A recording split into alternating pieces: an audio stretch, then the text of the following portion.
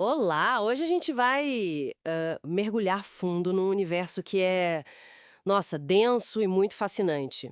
Temos aqui uns trechos do Grande Sertão Veredas, né?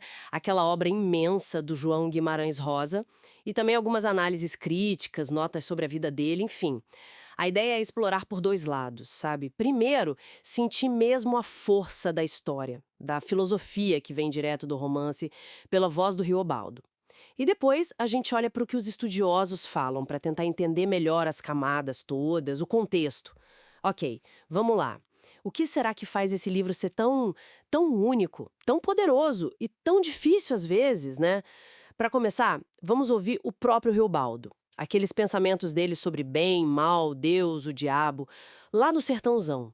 Ele diz assim: olha, explica o senhor, o diabo vige dentro do homem, os crespos do homem. Essa angústia dele, né? Para ter uma definição clara, eu careço de que o bom seja bom e o ruim ruim. É um mundo onde a certeza meio que escapa o tempo todo, né? Tipo naquela história do menino Valtei, que ele fala que era gostoso de ruim de dentro do fundo das espécies de sua natureza. Caramba, a crueldade ali parece algo natural, sabe? Que nem castigo adiantava. E o fascinante é justamente isso, né?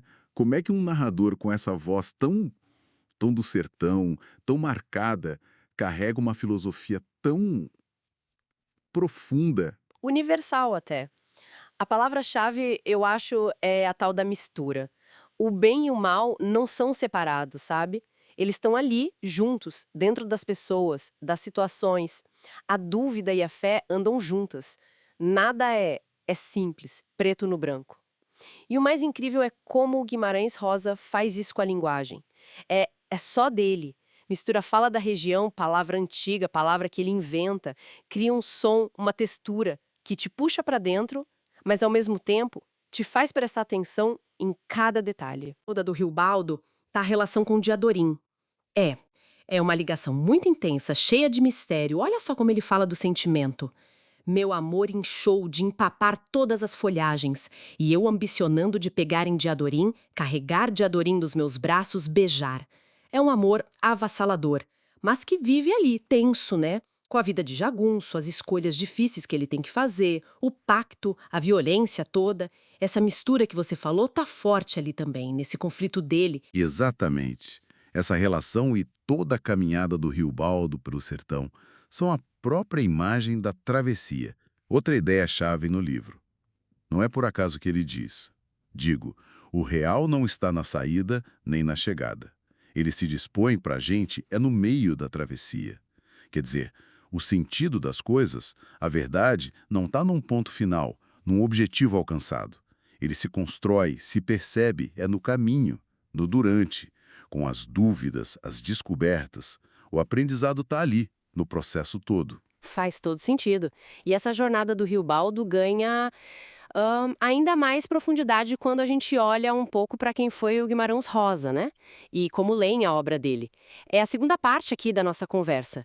Ele teve uma vida interessante, né? Foi médico lá no sertão de Minas, viu aquilo tudo de perto e depois virou diplomata, morou fora, na Europa, até durante a Segunda Guerra. Dizem que escrever O Grande Sertão foi um processo, nossa, de anos, de imersão total, quase uma obsessão mesmo. Sim, e as análises ajudam a abrir umas portas para entender a riqueza do livro, sabe? Apontam essa mistura não só nos temas, mas na forma também. O livro é romance de aventura, é poesia, é filosofia, é relato oral, é um pouco de tudo. Tem gente que explora a ideia do tempo como imperfeição, uma coisa meio filosófica que aparece nas falas do Riobaldo. E tem leituras que vão buscar influências herméticas, ocultistas, tradições místicas, esotéricas, sabe? Talvez na simbologia dos pactos, na coisa misteriosa de alguns personagens, de eventos. A história da Maria Mutema, por exemplo, que mata o marido, assim, sem um motivo óbvio e depois busca a redenção.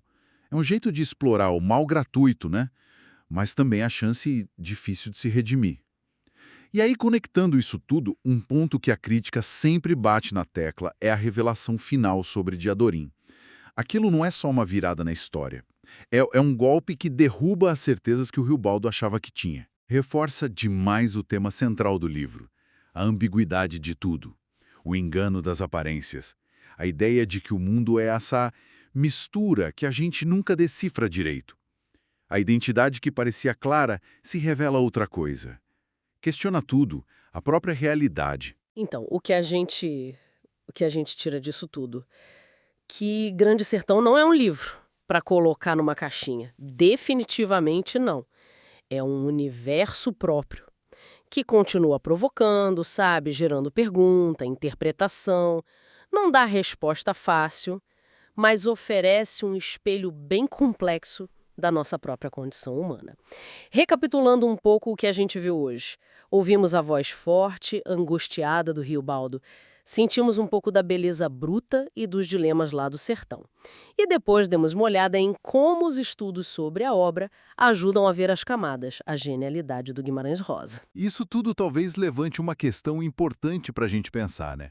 O sofrimento do Riobaldo parece vir muito dessa busca dele, desesperada por clareza, por definir o bom e o ruim, Deus e o diabo, homem e mulher. Será que aceitar a mistura, sabe? Abraçar a ambiguidade como parte da vida, não seria, no fundo, o caminho mais verdadeiro? Mesmo que mais difícil? Fica aí a reflexão.